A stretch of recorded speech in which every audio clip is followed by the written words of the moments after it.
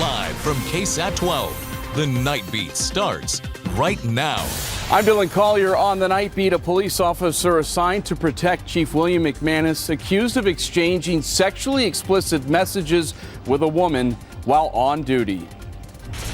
But first, we're going to take you to Peoria, where a cross-country search may be ending. A standoff happening right now outside of an area motel there. So Peoria police believe that it's connected to a case involving 3 missing children out of Indianapolis, Indiana.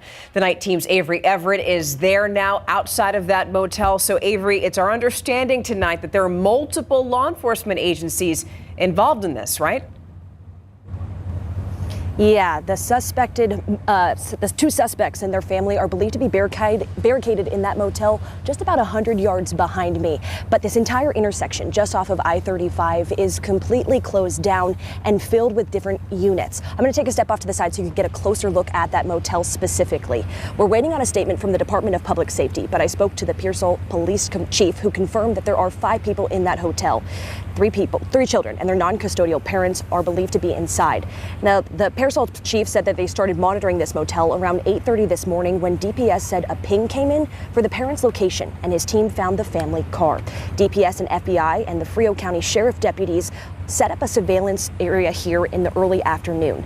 The dad of the children tried to leave the motel around 3 o'clock, and police tried to pull him over. He ran and then returned to the motel and entered back into their room. Police did evacuate the rest of the hotel, and we spoke to one of the guests who was evacuated, who's now been waiting on the side of the road. Well, they all got off in the truck with the ARs, handguns in their hands. They were already on the wall, against the wall, behind cars. They just knocked on the door. They told us to evacuate because they had somebody caved in the room. As far as we know, the family is still believed to be barricaded inside of that motel. We've been here for the last 30 minutes, and within the last 15 minutes, we actually saw 3 ambulances line up here next to these police cars. We know that this is because the children are suspected to believe to be had some sort of medical conditions. We don't know what exactly those are at this time. We did speak to the Peoria police chief, who said that this has been pretty peaceful so far. He said that they have been in communication with the parents inside and that negotiations are underway, but we don't know how exactly much longer is left of these negotiations or what the outcome will be and whether or not that will happen tonight. But we'll continue to keep you updated on KSAT.com and on air on KSAT. Reporting live, I'm Avery Everett, KSAT 12 News. Let's hope for a peaceful ending out there. Thank you, Avery. A wanted man is dead tonight after exchanging gunfire with San Antonio police officers. That man out on parole for aggravated sexual assault of a child. Happened about 6:30 this afternoon near Morningview Drive and Pecan Valley Drive. It's on the east side of town. San Antonio Police Chief William McManus says officers were looking for a man wanted on a parole violation along with 3 other warrants. When SWAT officers asked that man to surrender, McManus said the suspect came out with a handgun and fired 4 or 5 shots at officers. That's when they say 2 SWAT officers fired back and hit the man. The 52-year-old suspect later died at the hospital. The chief says no officers were hurt in that shooting. Now, things are getting better tonight for Spectrum customers. The communications provider says that Beryl is behind its statewide service outage. Hundreds of thousands of customers, businesses, and government offices across Texas have been affected by this, so it's not just you. They've had trouble accessing their phone, internet, and cable services. Now, tonight, a Spectrum spokesperson told us that services have been restored in some parts of Texas, and that does include some parts of our area tonight. It was near the Northern Hills Golf Course. A dozen apartments damaged. Cleanup underway tonight after that fast-moving fire. Happened about 5:30 tonight on Park Crossing Drive near Thousand Oaks and Wetmore. Crews say flames were shooting through the roof when they arrived. No one hurt, but those apartments were heavily damaged. The dozen we told you about. Fire crews were at the complex for several hours after the flames were put out, helping to restore power. At this time, it is not clear what exactly sparked that fire. Tonight, loved ones honor a man who was senselessly killed while he was at work. That's right. Just hours ago, people gathered over at Woodlawn Park. They held a vigil for 33-year-old Daniel Shrewsbury to make sure that his legacy lives on. Investigators say that a woman shot Shrewsbury, who managed the Sonic on Babcock, after an argument at the restaurant turned violent. Now, as the suspects still roam free, Shrewsbury's loved ones say that they're never going to forget who he was. Now, we want to show you the two people that San Antonio police believe were involved in his death. Now, if they look familiar to you or you know where they are, call police. The number is 210-207-4804. They took an oath to protect and serve, and in this case, serve San Antonio's police chief specifically. But here's the thing. For the second time in 3 years, a member of William McManus' security detail is accused of inappropriate sexual behavior while in uniform. Records obtained by KSAT Investigate show Officer Mark Castillo exchanged explicit text messages with a woman, often while he was on the clock. Anybody who's doing that on work hours is brazenly wasting our tax dollars. They're violating all kinds of rules that they shouldn't be allowed to violate. So Dylan Collier examines how the messages came to light and the personal destruction they've caused. Now, just a warning, some of the language you're about to hear in this piece isn't appropriate for young viewers. All the man did was destroy a marriage. It took 1 month of text messages between his wife and a San Antonio police officer to cause untold devastation to Arturo Cisneros' 33-year marriage and possibly his freedom. How so?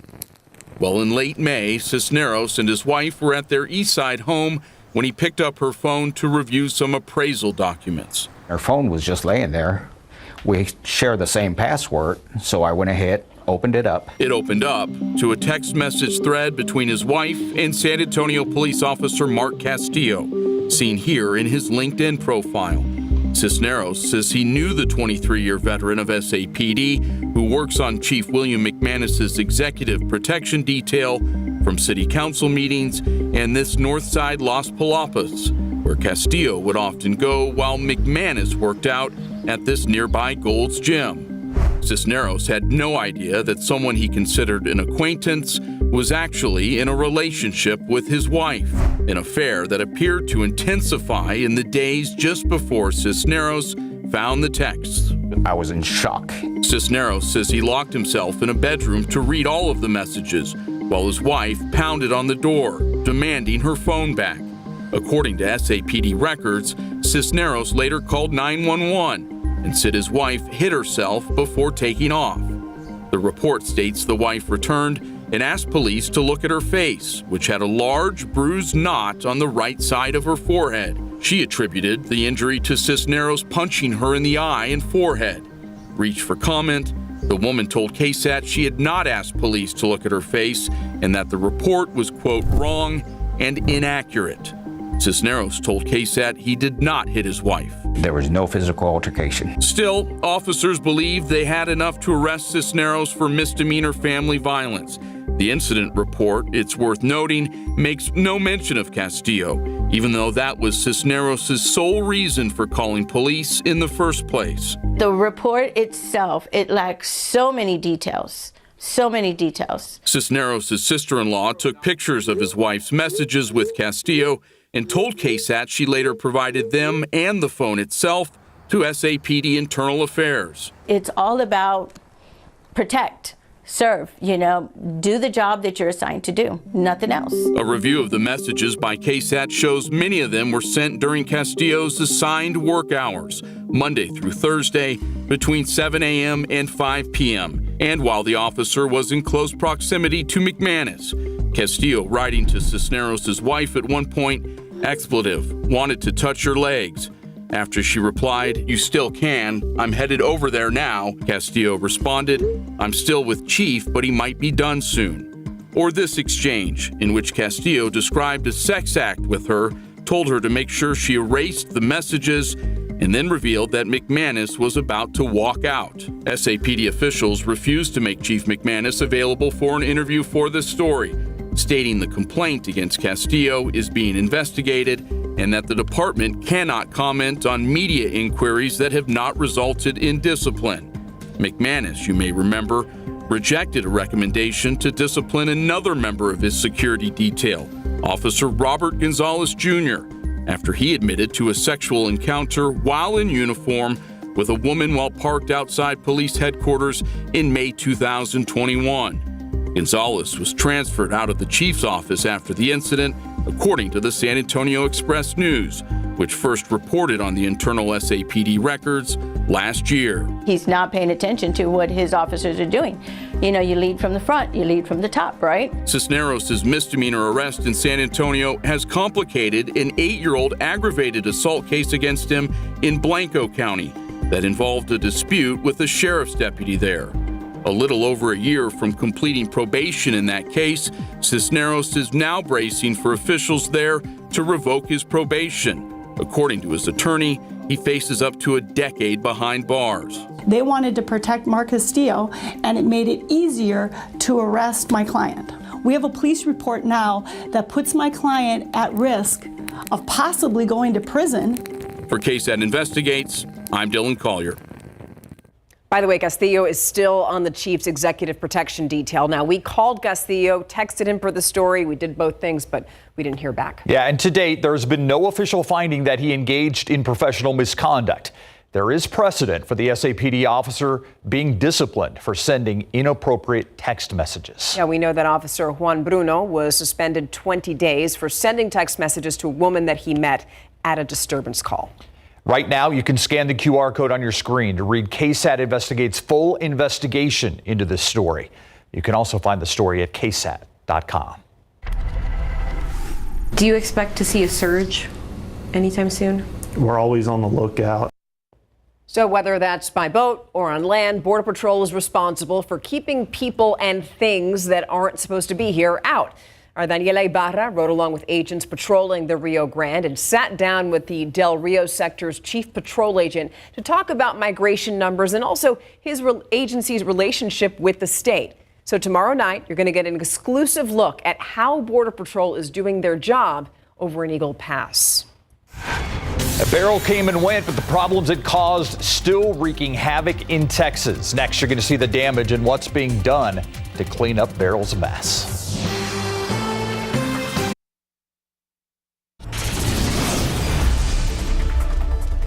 We're going back live out there to Pearsall. This is breaking news right now where we were told that there was a standoff situation between local police along with the FBI and DPS with a family that had been barricaded inside of a motel room.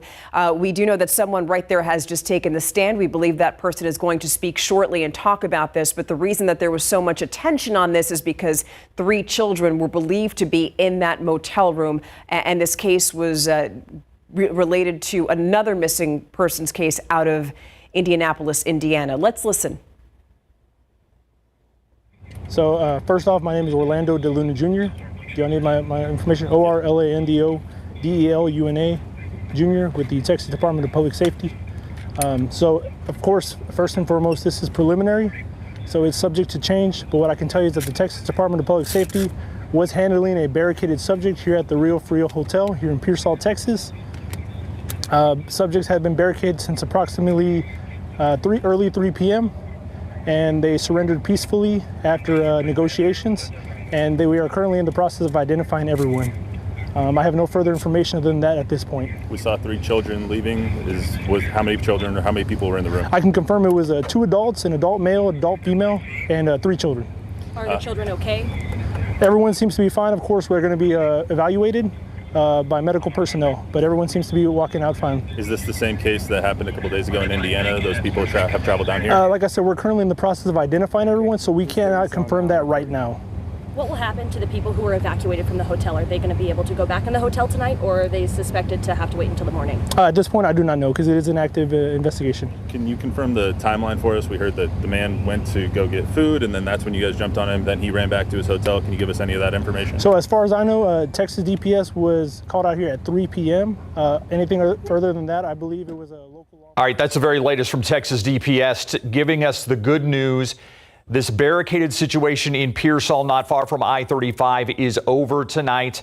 A man and a woman with 3 children believed to be missing from the state of Indiana, Indianapolis, the city to be exact, gave themselves up just moments ago. All appeared to be safe and sound. You're watching a live interview right now done with one of those state troopers, confirming exactly what happened there. It appears to be a peaceful ending to what was certainly a tense situation in Pearsall. Good news tonight. Very good news tonight. And here's more good news tonight. Beryl. Remember Beryl? Yeah, that storm continues to weaken tonight, but the damage in Texas, that's already been done. Here at the Rio we want to show Hotel. you the destruction there that the storm caused. Now, most of the damage is in East Texas near the coastline. And look at that. Look at those coastal communities. They're going to be picking up debris for a while. As you know, that storm made landfall here Monday morning. And many of our friends over in East Texas, they still don't have power tonight. In Houston, a company called CenterPoint Energy is one of the top energy providers in that area. We just looked at their outage map, and as of now, more than 1 million of their customers still don't have power tonight. And Mia, as we move over, I heard a CenterPoint Energy spokesman earlier tonight say, we're not sure when we're going to get the power back, but it won't be tomorrow. It won't be tomorrow. So there's still going to be millions of people that are still feeling the effects of Beryl that hit early Monday morning. Absolutely. And yesterday throughout the day, we were showing damage. We had a lot of photos and videos of all the flooding and, of course, the high gusty winds, trees hitting houses, a lot of flooding issues in some of those houses. So, yes, this is going to be more than just a couple of days of a cleanup effort, more like a couple of weeks as they continue to pick up the pieces. Back here at home, while we really didn't get a lot of rain from Beryl, hardly any at all yesterday, we had some scattered downpours and thunderstorms pushed across the San Antonio area and surrounding communities today. Stone Oak, take a look at this picture from KSAT Connect. Over 2 inches of needed rainfall. Same up the road in Timberwood Park, and over in Cibolo, about 1.5 inches. So yes, much needed rainfall. Here's a look at some more totals from that activity today. Helotes 1.6, Garden Ridge 1.33, just about 0.6 of an inch recorded over in New Braunfels. 1/2 of an inch on the dot is what we saw officially here in San Antonio over at the airport. We have a little bit of light rain, a few sprinkles pushing across the far south side of Bexar County right now. A lot of the activity near and south of Pleasanton along the I-37 corridor that will continue to fizzle over the next couple of hours. It's not going to be for everybody, but if you didn't tap into the rain today, there's a 30% chance for a few isolated downpours to a stray storm or two tomorrow, and then just a 20% potential as we look ahead Thursday, Friday, and into the start of the upcoming weekend. So let's go ahead and talk about it. Here's the latest look at your future cast depicting what the radar could look like throughout the day tomorrow. Pretty quiet throughout the first half of our Wednesday, but specifically in between the window of about 2 p.m. to 8 p.m., that's when we will introduce that 30% chance to find some of that isolated activity. By the time all is said and done, that looks to fizzle out once again after we lose that daytime heat and the sun goes down. Other than that, mid-70s to kick off our Wednesday. Partly cloudy skies by 7 a.m. Already pushing 90 degrees if you're stepping out for any lunchtime plans at noon. And then we've got a high temperature pointed right at 97 here in town. So that's another thing. If you don't cash into any rain tomorrow, expect it to be another hot and humid one, with most of us climbing into the mid to upper 90s. And more of the same is in store Thursday, Friday, and all the way into the upcoming weekend. Unfortunately, more of us than not likely missing out. All right, here's the latest on Beryl, as Stephanie was just talking about. This system, while still weakening, is sparking widespread rain and thunderstorms across portions of the Midwest, specifically near Indianapolis, Fort Wayne, and stretching up to the Great Lakes region. That will continue to weaken as it moves even farther up to the northeast. Until then, again, just hot each and every afternoon, mid to upper 90s with that isolated chance for rain. Into the weekend, by the way, we'll also be monitoring for a little bit of Saharan dust. In the meantime, let's take a look outside with live cam. I also want to address throughout the show on the bottom right, our little bug says that it's 94. I believe that's a comms issue we've had today with the outages. It is not 94. We're in the low 80s right now, so feeling a little bit better after some of that rain. We'll be right back.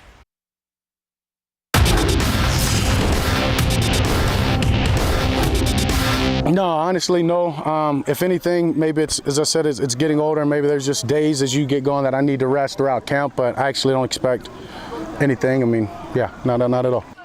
Dak Prescott says he doesn't feel his right ankle will limit him at training camp later this month in Big Board Sports. The two newest members of the Spurs, point guard Chris Paul and forward Harrison Barnes, met with the media today at the Spurs practice facility. Paul is 39 years old. Barnes is 32. They are the only dudes on the roster in their 30s. Yes, they recognize they are the Spurs' elder statesmen. Now, both guys came here to play for head coach Greg Popovich and, of course, to team up with Victor Wembanyama. He definitely was a part of it. He's a great young player in this league, definitely, on his way to being one of the best. And he was a big part of it, but I think it's the collective overall. It's the organization, it's the people that are here, the people on the team. Victor being here helped too, obviously, and them having a young team and getting a chance to watch him, right? Like I played against him this season, and I tell you, there's probably no player in the league that everybody in the league talks about after the game. Paul and Barnes have a combined 31 years of NBA experience, and they have played in more than 2,100 regular season games combined. They're here to win and to help mentor a very young roster. Mary Rominger went to the Spurs presser this morning, and she has more. Harrison Barnes said it best today, Larry. You can't fast-track experience. But the next best thing, bringing in veteran players who know what it takes to win. And Chris Paul and Barnes planning on leading the young Spurs by example. I mean, I think I've always taken that responsibility very seriously, but also understanding that I come to hoop. I'm not a coach. So there's definitely things to be learned and all that stuff. But I come in, obviously, with a lot of knowledge from on-the-job training, but I also come in trying to learn from these guys. Yeah, sometimes when you say mentor, it makes you sound really old. But no, I definitely look forward to just, putting my arm around guys and just getting to work. I think the best way to, really connect with guys is just to do your process with them. But certainly at the focal point for both Barnes and Paul is the opportunity to play for head coach Greg Popovich, as well as be a part of the world of possibilities that exist with Victor Wembanyama. From the Spurs practice facility, Mary Rominger, KSAT 12 Sports. Larry, back to you. Thank you, Mary. The Summer League Spurs won in Sacramento tonight, beating China 89-67. Stephon Castle scored a game-high 18 points. Harrison Ingram was next with 16. Dallas Cowboys quarterback Dak Prescott had some extra pep in his step today at his annual football camp in the DFW area. Dak says he loves teaching the kids football. Now, he also took some time today to explain why he was wearing a walking boot on his right foot last week while on vacation. It's the same ankle, right, that I snapped and had a nasty surgery on 4 years ago. So, a couple of hard days of training, and you get a little sore, and then you're going on a fishing trip, and you want to protect it and make sure that things don't get worse. So, literally, it's absolutely nothing. That's why I said people are reaching, trying to make things that they aren't. I'm getting older, have to take care of my body, have to be smart, and if I can take precautions and lessening something by putting on a boot, I'm gonna do it. And so, sorry that it caused such a whirlwind. Still, many Cowboys fans are wondering if Dak is okay with training camp starting in just about 2 weeks. It's a sweet day for our former New Braunfels high school baseball player after the break. Baltimore Orioles third baseman Jordan Westburg, who hit a home run today in the O's loss, is heading to the 2024 MLB All-Star game. An injury to Red Sox third bagger Rafael Devers paved the way for Westburg to make the team. Now, many Orioles fans feel the New Braunfels alum was snubbed, but now he's going to get his shot. The All-Star game is July 16th in Arlington. And in Texas League Baseball tonight, the Missions came from behind to beat the Sod Poodles 6-5 out at the Wolf. Yeah, they did. Yeah, they did. Took care of those Sod Poodles. Sod Poodles, yeah. Those nasty little guys. Thank you. We'll be right back.